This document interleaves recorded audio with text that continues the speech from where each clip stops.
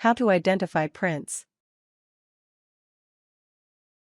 Before digital and photographic technology, images were transferred to paper from stone, metal, and wood. Part of a good education in art history involves studying and identifying these different printing processes.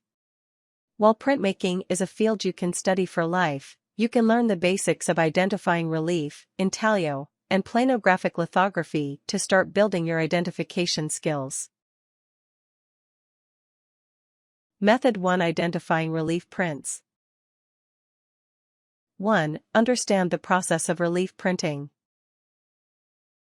Relief printing is the oldest and most traditional printing technology, and involves reproducing images at its most basic. In relief printing, a wood or metal relief block is carved by cutting away the areas of the picture that will not be printed, then ink is applied to the raised areas either by dabbing the areas to be printed, or rolling the ink on.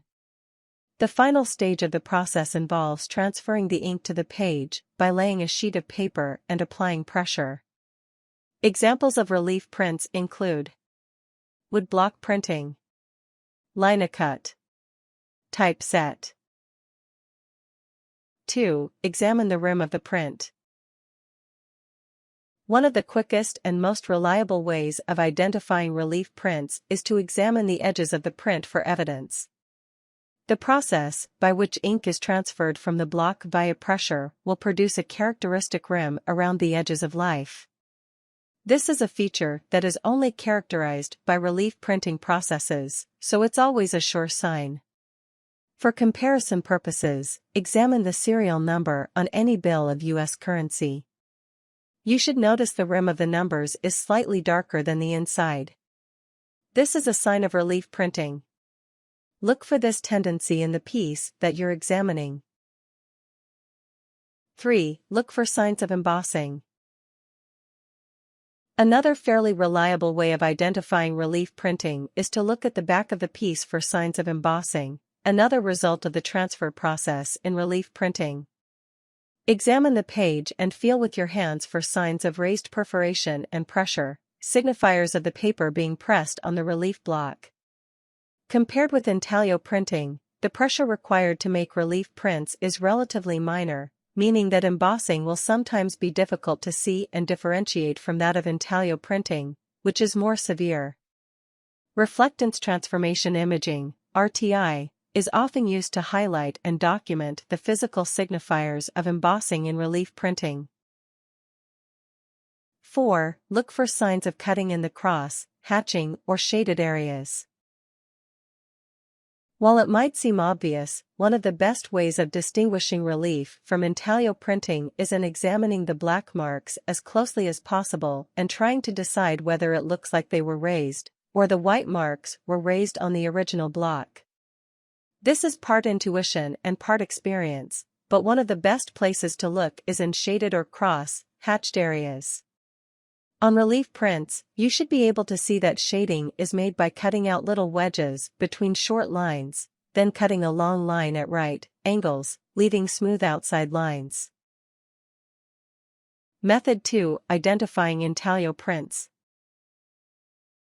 1. Understand the process of intaglio printing.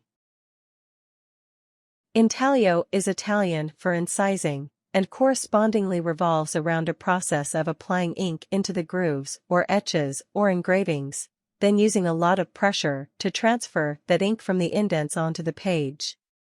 This usually results in slightly crisper, more substantial lines that you can learn to identify. The process was developed in the 1500s. Engraving and etching are both styles of intaglio printing, with slightly different techniques and signifiers. Engraving is typically done on copper plates, using a burin AV-shaped cutting tool to remove slivers of metal from the surface of the plate. The shape of engraved lines are typically quite clean and pointed at each end, where the lines will swell or shrink. Etching is done using acid to draw freely over wax placed on the copper plating, using a needle. Etched lines will have a blunter end than engraved lines, and you should be able to see signs of the wax in unevenness and crumbling at the edge of the lines. In general, etched lines are less precise. 2. Look for plate marks.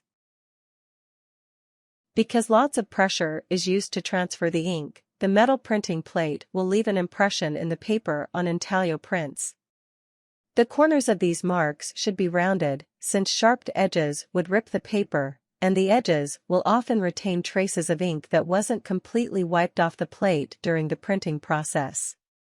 Plate marks are always signifiers of intaglio printing, whether engravings or etchings. If you don't see a plate mark, that isn't necessarily the sign that it isn't an intaglio print. It won't show up on every intaglio if the plate was wiped off completely. 3. Look for raised ink. Because of the way the printing process works, the strongest and darkest lines should be raised when compared with the surrounding areas, because it will take more pressure and more ink to make the darker line pop out. This is one of the most reliable signifiers of intaglio printing, etched or engraved. 4. Look for varying intensity of color in single lines. In intaglio printing, the lines will have varying levels of intensity in terms of the ink displacement, compared to relief printing, which should be relatively uniform. This is because the depth of the grooves can be adjusted, resulting in darker or lighter printed lines, accordingly, in the same line. Look along longer lines to see whether or not they become darker in the interior. If so, it's almost surely a sign of intaglio printing. 5. Look at the shape of the line. Engraved lines will flow smoothly, swelling some before tapering to a point, while etched lines will have shakier, round edges. Often, intaglio prints will involve bits of both types of printing, as is found on U.S. currency, in the printed pictures on the front and back. 6. Study more intaglio techniques. There are lots of subcategories of intaglio printing that will display particulars of the process, so you can narrow your identification skills even more specifically. Other intaglio techniques include aquatint, mezzotint, steel engraving, stipple engraving. Method 3. Identifying planographic lithographs. 1. Understand the different varieties of lithography. Lithography is a big term often used to refer to many different styles of printing, contemporary and classical. But, in pre-photographic terms, planographic lithography is that which is printed from a flat surface. In planographic printing, plates are prepared by laying down an image in a greasy or oily substance, typically called tuschia, that will hold ink. The blank areas of the plate will then be washed off with water, removing the ink from those areas. Types of planographic lithography include chalk manner prints, which are made by using wax crayon to draw the image onto limestone. Chromolithography, which are identifiable based on the stippling of multiple colors on the plate. Tinted lithography is made via two plates, one of which uses broad individual background strokes of tinting to give the image background color. Transfer lithography isn't transferred directly from stone to paper, but from transfer paper to the stone itself, meaning that the image needn't be drawn in reverse originally. 2. Magnify the image. Unlike some of the other varieties of pre-photographic print identification, planographic lithography needs to be examined using at least 10x magnification to notice the signifiers necessary for proper identification. Since the absence of intaglio and relief printing marks doesn't necessarily mean you're dealing with a lithograph, it's important to look closely at the images and not take absence for proof. 3. Look for the absence of plate marks. If you find plate marks, you're always dealing with a relief or, more likely, an intaglio print. Because the image is taken directly from a flat stone, there will never be plate marks of the sort you'd find on those prints, on a lithograph. 4. Look for the flatness of the ink. Upon close examination, you should notice that there is no difference in the depth of the ink and the blank paper. Everything should be on the same level, with no imprinting of whiteness or darkness. Noticing this will require serious magnification, but it's a good indication that you're dealing with some variety of planographic printing, since the ink has come from a flat surface that didn't imprint itself in the paper. 5. Look for the illusion of shade, created by multiple layers.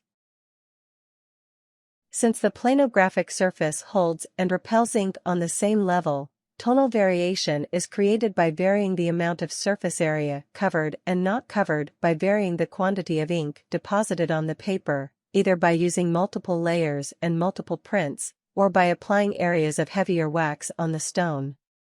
Usually, shaded areas will be spotty, shooting almost stipple, like dots that have the same tonal value.